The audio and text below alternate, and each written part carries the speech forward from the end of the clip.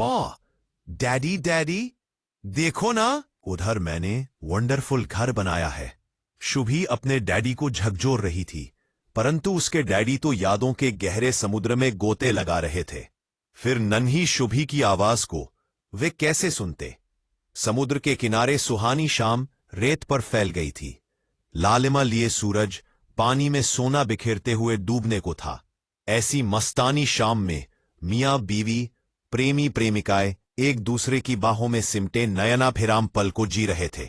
लेकिन उत्तरी सागर तट के इन्हीं विहंगम दृश्यों के बीच विवेक और निशा बैठकर अपने अपने अतीत की यादों के पालने में हिलोरें ले रहे थे। हू-हा में होती बात भी अब दोनों के बीच सन्नाटे में तब्दील हो गई थी।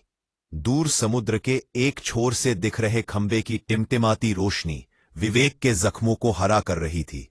विवेक एक टक उसी टिमटिमाती हुई रोशनी को देखे जा रहा था।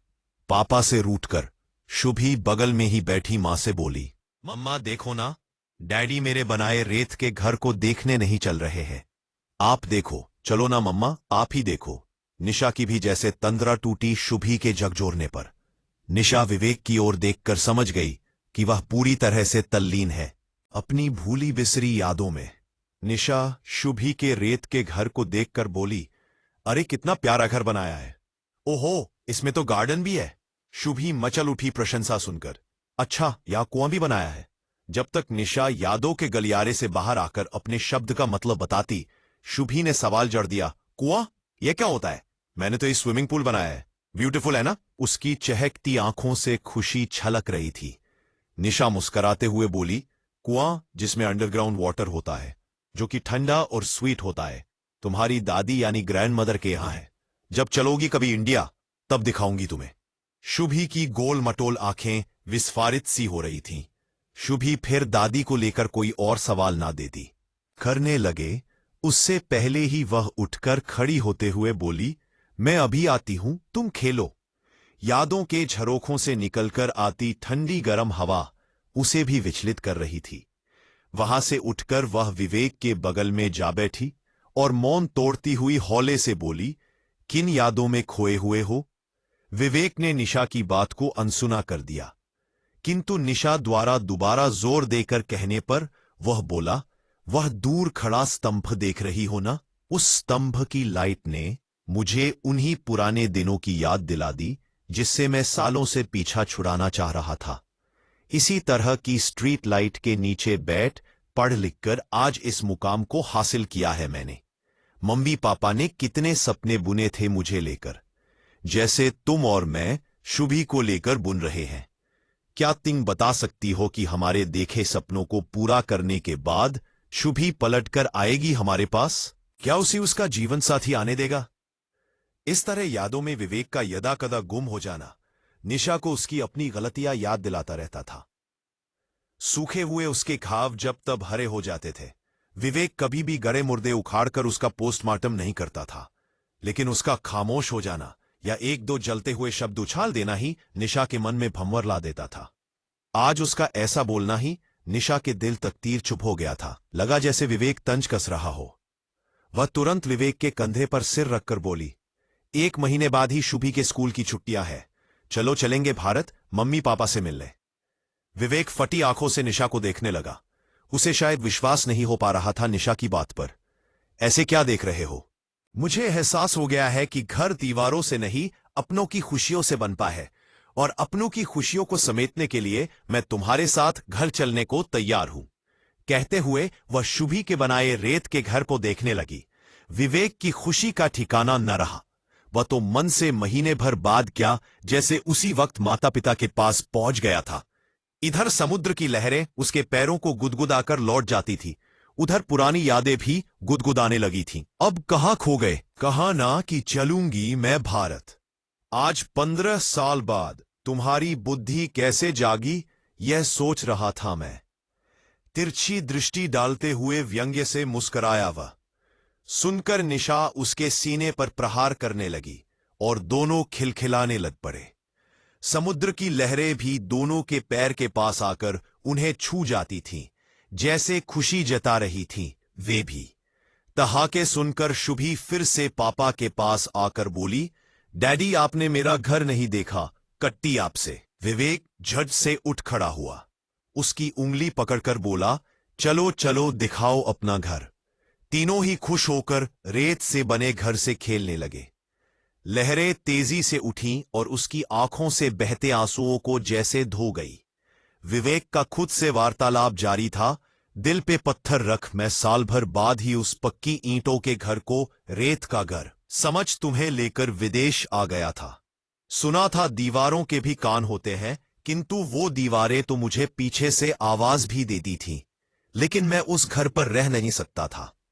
समुद्र तट के इतने पास बनाया है, जल्दी ही शैतान लहरें तोड़ देंगी।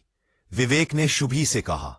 शुभी तुरंत बोली, ओफो डैडी, नहीं टूटेगा। बहारे से बने घर की दीवारें भले मजबूत नहीं थी, पर प्यार के साँचे में ढली थी। प्यार का सीमेंट रेत से बने घर को भी मजबूती दे रहा था। विवेक ने देखा कि लहरें दूर से ही लौट जा रही थी। शायद शुभी का विश्वास पानी को पास नहीं आने दे रहा था। विवेक को उस रेत के घर में अपने माँ बाप के द्वारा खून पसीने की कमाई से बनाए घर की छवि दिख रही थी। जैसे शुभी इस रेत के घर को बनाकर खुश हो रही है, वैसे पापा भी तो उस ईंट पत्थर के घर को बनाकर इतने खुश थे। जिस दिन घर बनकर पूरा हुआ था, पापा मम्मी ने सत्यनारायण की कथा करके पूरे मोहल्ले को भोजन कराया था। कहकर विवेक फिर से अतीत को टटोल आया। हर क्षण तुम्हें याद है? आश्चर्य से बोली निशा। हाँ निशा, मैं उनके हर कष्ट का गवाह हूं। रिटायरमेंट के बाद साल भर पापा और मम्मी ने कड़ी मेहनत करने के उपरांत उसी दिन चैन की सांस ली थी और कहा था कि अब रहेंगे आराम से अपने घर में। यह तो सच है, अपने द्वारा बनाए घर को देखने सा सुख कहीं नहीं। निशा रेत के घर से खेलती हुई शुभी के चेहरे को देखकर बोली, बिल्कुल, मेरा कमरा मम्मी ने कितने करीने से सजाया था। हर चीज मेरे पसंद की थी उस कमरे में।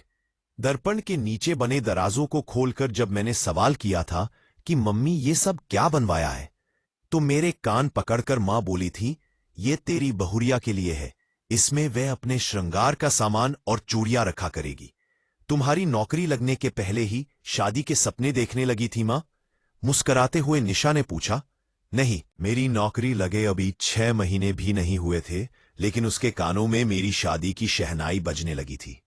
वह रह रहकर न जाने कहाँ खो जाती थी।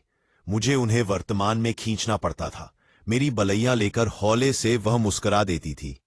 निशा की ओर देखते हुए वह बोला, मदर्स भी कितने सपने बुन लेती हैं, जबकि वे खुद भी नहीं जानती कि भविष्य की गर्त में क्या छुपा हुआ है। मेरी शादी तय होते ही उनके पैर जमीन पर नहीं पड़ते थे। पूरे घर को दुल्हन की तरह सजवाया था उन्होंने। फिर शहर की चकाचौंध भरी रोशनियों की ओर देखकर विवेक बोला, इसी तरह मेरा पूरा घर अपनी सुंदरता पर जैसे इठला रहा था उस दिन। उसकी दीवारें और दहलीज भी नई बहू के स्वागत में दमक रही थीं।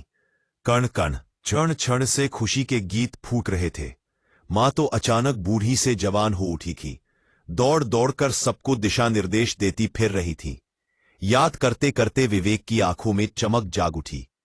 मेरे भी घर में वही माहौल था, लेकिन शादी के गीतों पर मेरी मां की आंखों में आंसुओं की गंगा जमुना बहने लगती थी। निशा की आंखों में पानी तैर आया। उसके चेहरे को हाथ में लेकर उसके आंसू पोंछकर विवेक ने कहा, तुमने जब घर के अंदर प्रवेश किया था तो मां तो खुशी से फूली नहीं समा रही थी। सभी रिश्ते नातेदार चांद उतर आया तुम्हारे घर तो कहकर मुस्करा रहे थे। मां बहू की तारीफ सुनकर पुलकित हो रही थी। दोनों हाथ की मुड़ी हुई उंगलियों को जोड़कर बजा देती थी। कहती, किसी की नजर न लगे मेरी बेटी को। सच में मम्मी तो बहुत खुश थी, लेकिन आज मैं समझी उन खुशियों को। निशा ने कहा ही था कि सुनकर विवेक के घाव उभर आए। वह तपाक से बोला, पर यह खुशी ज्यादा दिन कहाँ ठहरी। कहकर वह मौन हो गया। लेकिन मन में तूफान उठ रहा था। लहरों की तरफ बढ़कर लहरों को हाथों से छूकर बुदबुदाने लगा विवेक। 4 दिन बाद ही तो तुमने अपना असली चेहरा दिखाना शुरू कर दिया था। कनखियों से निशा को देखकर विवेक फिर बुदबुदाया। चांद से चेहरे के पीछे छुपे दाग जल्दी ही दिखने लगे थे। छोटा सा घर तुम्हें कैद खाना लगने लगा था। कमरे की हर चीज तुमको आउटडेटेड लग रही थी। हर दूसरे दिन मां से तुम्हारी कहा सुनी होती सुन देखकर मेरे कान पक गए थे। लहरें तेजी से उठी और उसकी आंखों से बहते आंसुओं को जैसे धो गईं। विवेक का खुद से वार्तालाप जारी था। दिल पे पत्थर रख, मैं साल भर बाद ही उस पक्की ईंटों के घर को, रेत का घर समझ तुम्हें लेकर विदेश आ गया था। सुना था दीवारों के भी कान होते हैं, किंतु वो दीवारें तो मुझे पीछे से आवाज भी देती थी। लेकिन मैं उस घर पर रह नहीं सकता था। निशा नाम की बेड़ी जो पैरों में पड़ गई थी। माँ बाबा का वो निरीह सा चेहरा आंखों के सामने अक्सर घूमने लगता था। परंतु अपनी मन की शांति और माँ बाबा को परेशानी से बचाने के लिए मैं तुम्हें साथ लेकर यहीं विदेश में आकर बस गया था। लहरें भी उसके दुख को जैसे महसूस कर रही थीं। उनकी रफ्तार भी विवेक के दिल में उठे हलचल के मुताबिक चल रही थी।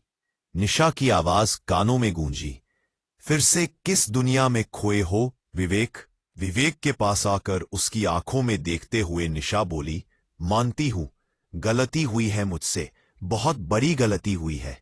सबसे होती है, मुझसे भी भरमवश हो गई। किंतु समय रहते मैं अपनी गलतियों को सुधारना चाह रही हूं ना। तुम चिंता नहीं करो, मैं अपने उस घर को अब इस रेत के घर की तरह ढहने नहीं दूंगी। उसे अपने प्यार और संस्कार से वैसा ही सजा दूंगी जैसा मम्मी पापा बसाना और सजाना चाह रहे थे। तुम इतना तो यकीन कर सकते हो ना मुझ पर? हाँ निशा, बिल्कुल कर सकता हूं। मुझे मालूम है समय ने तुम्हें बदल दिया है। अपनों से दूर अजनबियों के बीच रहकर अपनत्व के महत्व को तुम समझने लगी हो, और रही सही कसर शुभी ने पूरी कर दी है। अंधेरा भी छाने लगा था। तभी समुद्र से एक लहर जोर से अंगड़ाई लेती हुई आई और रेत के घर को अपने साथ बहा ले गई। घर को टूटता देख शुभी रोने लगी। विवेक के आश्वासन पर कि कल आकर इससे भी सुंदर घर हम तीनों लोग मिलकर बनाएंगे, जिसमें तुम्हारे दादा दादी का भी एक बड़ा सा रूम होगा, शुभी शांत हुई। निशा तुरंत बात को बढ़ाते हुए बोली, उस कमरे के एक कोने में दादाजी की मूविंग चेयर होगी, जिस पर झूलते हुए तुम्हारे दादाजी तुमको इंटरेस्टिंग स्टोरी सुनाएंगे। सुनकर वह खुश होकर आंखें मटकाकर बोली, वाव डैड, सच्ची? विवेक ने कहा, यस मुच्ची, इसमें तो दादाजी का कमरा नहीं था, अच्छा हुआ पानी ने तोड़ दिया। कहकर दोनों की उंगली पकड़कर नन्हे नन्हे पैरों से बड़े बड़े डग भरती हुई शुभी घर की ओर जाने लगी।